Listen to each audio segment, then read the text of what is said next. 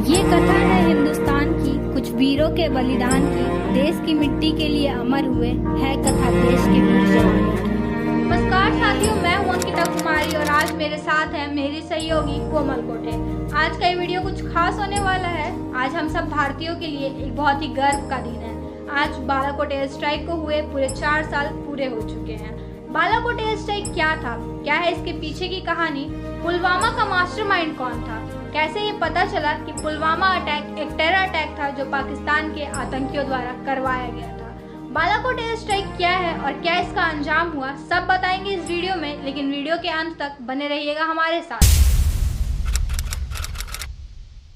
13 फरवरी 2019 जम्मू कश्मीर पुलवामा जिला के पास एक इलाका जिसका नाम था हाजीबाग, वहां पर रहने वाला एक युवक कुछ ही दूर पर स्थित जम्मू कश्मीर हाईवे पर जाता है और वहां जाकर उसने जो देखा उसकी आंखें खुली की खुली रह गई। वो तुरंत पलटा और तेजी से आते हुए एक घर में गया। वहां पर बैठे हुए लोगों को उसने ये सूचना दी कि जम्मू कश्मीर हाईवे पर सिक्योरिटी के नाम पर सीआरपीएफ तैनात है, जल्दी से तैयार हो जाओ, काफिला आने वाला है। ये युवक 20 वर्षीय शाकिर बशीर था।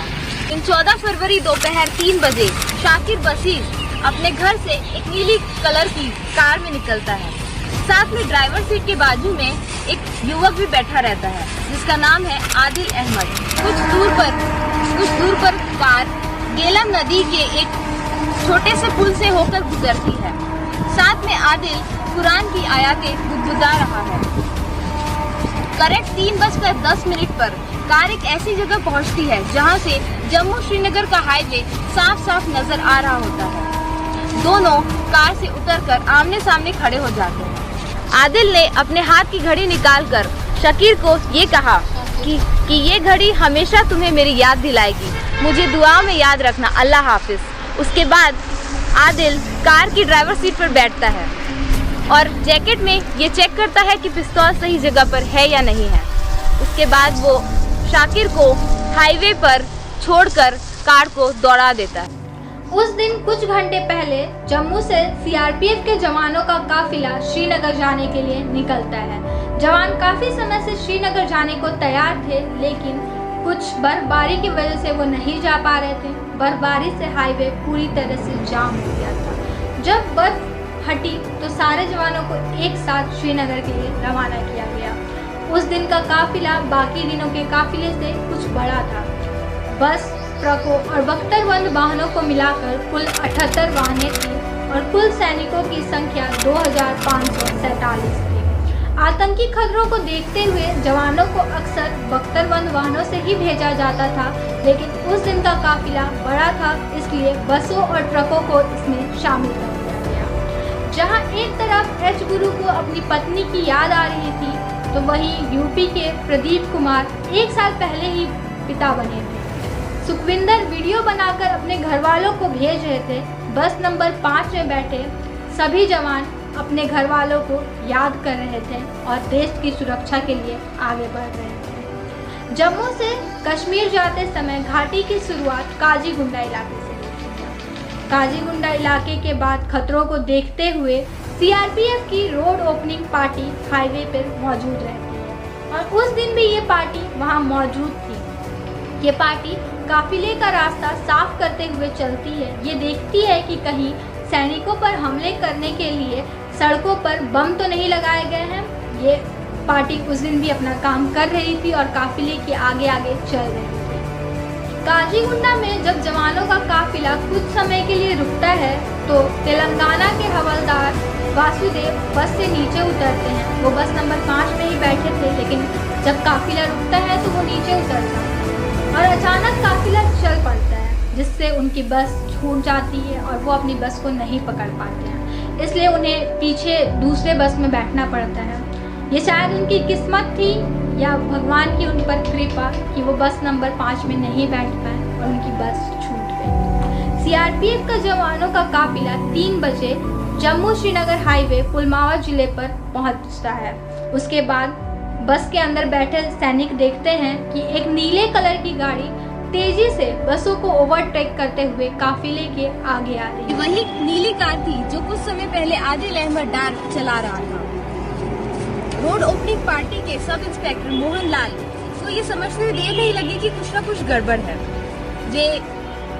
वे दौड़ते हुए गन लोड करते हुए बस के पास पहुंचे, लेकिन तब तक देर हो गई थी। कार दो बसों के बीच में जाकर बस से टकरा गई, जिसके बाद आदिल ने कार की स्टीयरिंग के नीचे की लाल बटन दबाई और बटन दबाते ही कार के पीछे रखा हुआ 200 किलो का विस्फोटक फट गया। पुलवामा में बड़ा आतंकवादी हमला हुआ है। इस वक्त की बड़ी खबर जम्मू कश्मीर के पुलवामा में हुआ है बड़ा आतंकवादी हमला, जिसमें कई जवानों के शहीद होने।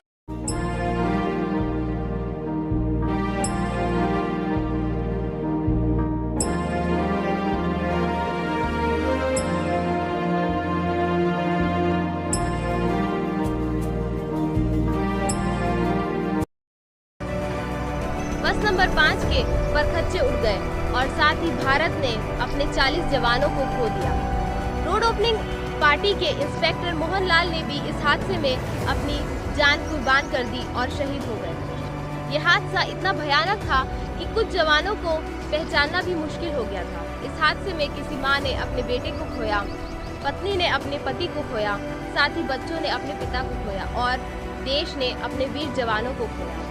देश के लोगों में दुख था और आक्रोश भी, बदले की भावना भी थी और कुर्बानों और जवानों की कुर्बानी पर शोक और गर्व भी। 14 फरवरी 2019 को हुए पुलवामा हमले की जांच कैसे हुई और कैसे इसके मास्टरमाइंड का खुलासा हुआ, आइए इस बारे में बात करते हैं। पुलवामा हमले की जांच के विषय में मशहूर लेखक और पत्रकार राहुल पंडिता ने अपनी एक पुस्तक the lover boy of Bahawalpur how the Pulwama attack case cracked, इस बुक में इसके विषय में लिखा है। इस केस की जांच का जिम्मा NIA यानी national investigation agency Jammu Kashmir branch के प्रमुख राकेश बलवाल को दी गई। वो मणिपुर कैडर के IPS अधिकारी थे। उन्होंने नॉर्थ ईस्ट में बहुत अच्छा काम किया था आतंक के खिलाफ, इसलिए उन्हें जम्मू कश्मीर NIA के ब्रांच का अधिकारी बना दिया गया था। उधर 15 घंटे के अंदर जब पुलवामा हमला हुआ, उसके 15 घंटे के बाद ही जैसे मोहम्मद ने उसकी जिम्मेदारी खुद ले ली, लेकिन हमारी NIA को अपनी इन्वेस्टिगेशन तो करनी ही थी, तो उन्होंने इस केस को सॉल्व करने और इसके असली मास्टरमाइंड को सामने लाने के लिए इन्वेस्टिगेशन शुरू की। हमारे देश की जनता का खून खौल रहा था बदले के लिए। भारत सरकार ने 26 फरवरी 2019 को इसका बदला लिया, हमारे वीर जवानों के शहादत का बदला, पूरे देश के आक्रोश का बदला और दुख का बदला। 26 फरवरी 2019 यानी पुलवामा हमले के 12 दिन के बाद ही, सिर्फ 12 दिन के अंदर ही भारत सरकार ने हमारे शहीदों का बदला ले लिया, जैसे मोहम्मद के आतंकियों से बालाकोट एयर स्ट्राइक करके। अब आइए जानते हैं कि बालाकोट एयर स्ट्राइक क्या थी और कैसे इसके अंजाम दिया गया। बालाकोट एयर स्ट्राइक का असली नाम ऑपरेशन बंदर भी था। इसे ऑपरेशन बंदर क्यों कहा गया ये भी बताएंगे आपको। आइए जानते हैं कैसे बालाकोट एयर स्ट्राइक हुई थी। बालाकोट एयर स्ट्राइक की कहानी जुड़ी है पुलवामा अटैक से, जो कि 14 फरवरी 2019 को हुआ था और जिसमें 40 CRPF जवान शहीद हो गए थे। ये हमला जवानों के परिवारों के लिए जितना ही घातक और दुख भरा था, उतना ही देश के लिए भी था और भारत की सरकार को इसका बदला लेना जरूरी हो गया था, क्योंकि भारत की जनता यही चाहती थी। 14 फरवरी को पुलवामा अटैक हुआ, जिस पर 26 फरवरी को एयर स्ट्राइक हुई और बालाकोट एयर स्ट्राइक का कोड नेम था ऑपरेशन बंदर। 14 फरवरी को हुआ पुलवामा हमला भारत के लिए बहुत ही ज्यादा दर्दनाक था और इसका रिटेलिएशन बहुत ही ज्यादा जरूरी था।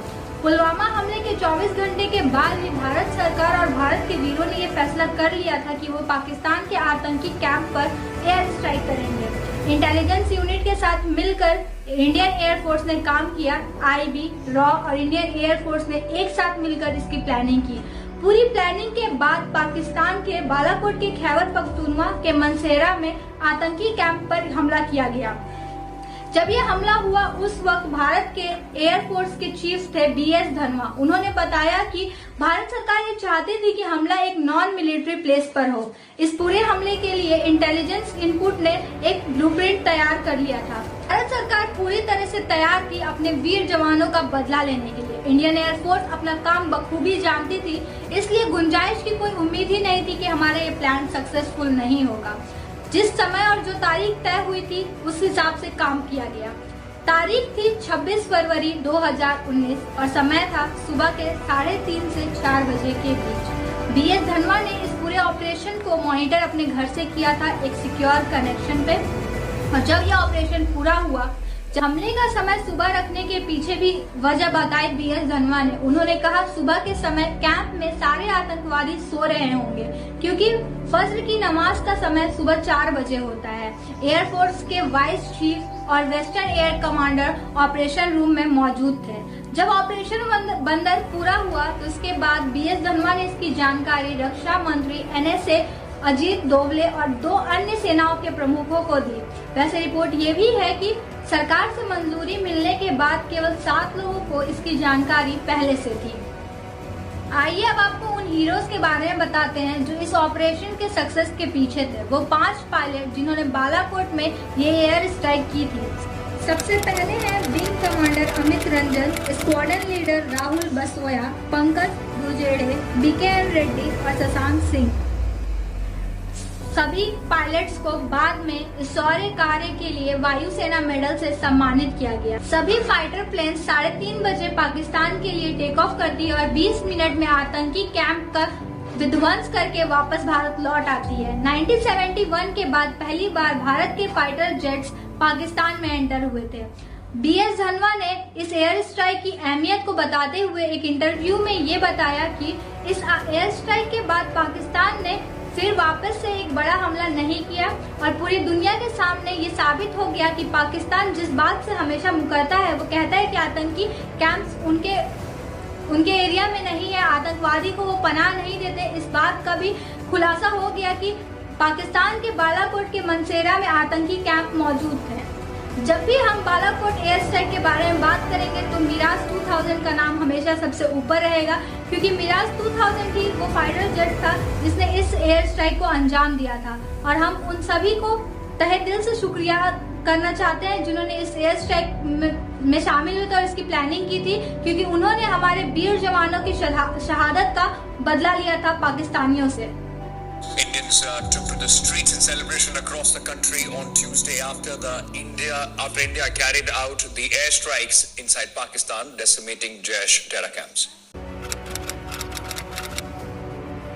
क्या बालाकोट एयर स्ट्राइक के बाद पाकिस्तान पूरी तरह से शांत हो गया था और उसने इसका रिटेलिएशन लेने का कोई भी ऐसा काम नहीं किया और इसका कोई बदला नहीं लिया? तो आइए इसके आगे की कहानी आपको बताती हूँ। 26 फरवरी 2019 को जब भारत ने बालाकोट एयर स्ट्राइक किया तो उसके अगले ही दिन यानी 27 फरवरी 2019 को पाकिस्तान के फाइटर प्लेन्स भारत में एंटर होते हैं अपना रिटेलिएशन के लिए। भारत पूरी तरह से इस रिटेलिएशन का जवाब देने के लिए तैयार था। पाकिस्तान के फाइटर प्लेन्स का जवाब हमारी तरफ से विंग कमांडर अभिनंदन वर्तमान अपने MiG-21 वाइसेंट से दे रहे थे। उन्हें गाइड कर रही थी स्क्वाड्रन लीडर मिंटी अग्रवाल। उन दोनों की तालमेल से हम पूरी तरह से पाकिस्तान के फाइटर प्लेन्स पे अपना कंट्रोल कर चुके थे। डॉग फाइट के दौरान MiG-21 ने पाकिस्तान के F-16 को गिरा दिया, लेकिन उसके बाद जो हुआ वो आप हमारी मित्र से जानिए। जैसा कि मेरी सहयोगी अंकिता ने अभी तक की कहानी बताई, जिसमें कि अभिनंदन वर्धमान जो कि इंडिया के विंग कमांडर के नाम से जाने जाते हैं, वो इंडिया का फाइटर प्लेन MiG-21 उड़ा रहे थे, जिसके बाद उन्होंने पाकिस्तान का प्लेन को गिरा दिया। लेकिन कुछ समय बाद उनका प्लेन जो कि इंडिया का फाइटर प्लेन था वो क्रैश हो जाता है और वे पैराशूट से कुछ दूरी पर आते हैं और PO के रीजन में पहुंच जाते हैं। वहां पर उतरने के बाद कुछ कश्मीरी लोगों ने उनको घेर लिया। अभिनंदन ने उनको पूछा ये भारत है या पाकिस्तान, तो उन्होंने पहले तो कहा कि ये भारत है और अभिनंदन को थोड़ी भनक लग गई थी कि शायद ये पाकिस्तान हो सकता है, तो उन्होंने भारत का जयकारा लगाया और कहा उनसे कि आप भी भारत का जयकारा लगाइए। जैसे ही वर्धमान ने भारत माता की जय का नारा लगाया तो उन कश्मीरी लोगों ने पाकिस्तान जिंदाबाद का नारा लगाना शुरू कर दिया, जिससे कि अभिनंदन को ये पूरा भरोसा हो गया कि ये पाकिस्तान ही है। उसके बाद उन्होंने जो भी ज़रूरी डॉक्यूमेंट्स थे वो तुरंत नष्ट कर दिए ताकि वो पाकिस्तान लोगों के हाथ में ना लगे और वो उनका गलत इस्तेमाल ना करें। और उसके तुरंत बाद वो गन वगैरह फेंक के भागना शुरू करते हैं, पर वहाँ के कुछ निजी लोग उन्हें पकड़ लेते हैं और गिरफ्तार कर लेते हैं। और दूसरी तरफ भारत को जब ये पता चलता है कि निश्चित समय पर जब फाइटर प्लेन को वापस आ जाना चाहिए, तब तक फाइटर प्लेन का कुछ पता नहीं है और वो बेस रीजन तक पहुंचा नहीं है, तो उसके बाद वे खोजबीन चालू करते हैं। लेकिन उन्हें कुछ भी समझ नहीं आता कि आखिर प्लेन गया कहाँ है और अभिनंदन और उनके सह पायलट कहाँ पर है। इसके कुछ समय बाद पाकिस्तान न्यूज़ चैनल पर यह न्यूज़ डिक्लेयर होती है कि इंडिया का एक पायलट अभिनंदन वर्धमान पाकिस्तान की हिरासत में है और उनसे पूछताछ चल रही है। तो भारत ने इसकी कार्रवाई चालू कर दी। भारत को जब अभिनंदन के बारे में पता चला तो उसने पाकिस्तान को साफ साफ ये चेतावनी दे दी कि अगर उन्होंने अभिनंदन को नहीं छोड़ा और उसके साथ कुछ भी गलत किया तो फिर भारत इसका बदला लेगा और वो 3 तरीके से पाकिस्तान पर हमला करेगा, जिसका पाकिस्तान के पास फिर कोई भी जवाब नहीं होगा और भारत फिर उसकी जिम्मेदारी नहीं लेगा कि पाकिस्तान के साथ जो कुछ भी होगा वो सिर्फ पाकिस्तान की गलती होगी। उस दिनों एक वीडियो बहुत वायरल हुआ था अभिनंदन का, जब उन्होंने पाकिस्तान में चाय पी थी और उसकी तारीफ भी की थी। पाकिस्तानियों ने इंट्रोगेशन में उनसे बहुत से भारत के इंटेलिजेंस क्वेश्चन पूछने की कोशिश की, लेकिन अभिनंदन ने साफ इनकार कर दिया कि वो कोई भी जानकारी नहीं देंगे। लगातार 30 घंटे की मशक्कत के बाद पाकिस्तान ने अभिनंदन वर्धमान को छोड़ दिया। उसके बाद भारत में उनका चेकअप हुआ, उनका मेंटल चेकअप भी हुआ, साथ में उनका बयान लिया गया जिसमें कि उन्होंने ये बताया कि पाकिस्तान ने उन्हें फिजिकली टॉर्चर तो बिल्कुल भी नहीं किया, लेकिन मेंटली टॉर्चर बहुत किया। शुरुआत से लेके आखिरी तक जब भारत में उनको पहुंचाया गया तब तक उनका बहुत ज़्यादा मेंटल प्रेशर हुआ। पाकिस्तानियों के द्वारा अभिनंदन से एक जबरदस्ती का बयान भी लिया गया था। हालांकि किसी भी गिरफ्तारी में लिया गया बयान को कोर्ट भी सही नहीं मानती है, लेकिन अभिनंदन जो गिरफ्तारी में थे उन्हें ये मेंटली टॉर्चर किया गया था ये बयान देने के लिए।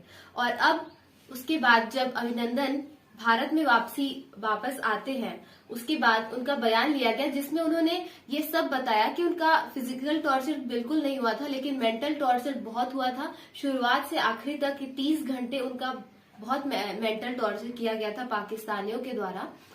इसके बाद भारत ने अभिनंदन वर्धमान को और उसके बाद उनकी स्क्वाड्रन लीडर मिंटी अग्रवाल और अभिनंदन वर्धमान दोनों को उनकी वीरता के लिए पुरस्कार दिए गए। Commander Abhinandan has just been handed over to us as per standard operating procedure of the Indian Air Force. He will now be taken for a detailed medical checkup. IAF is happy to have Abhinandan back. Thank you.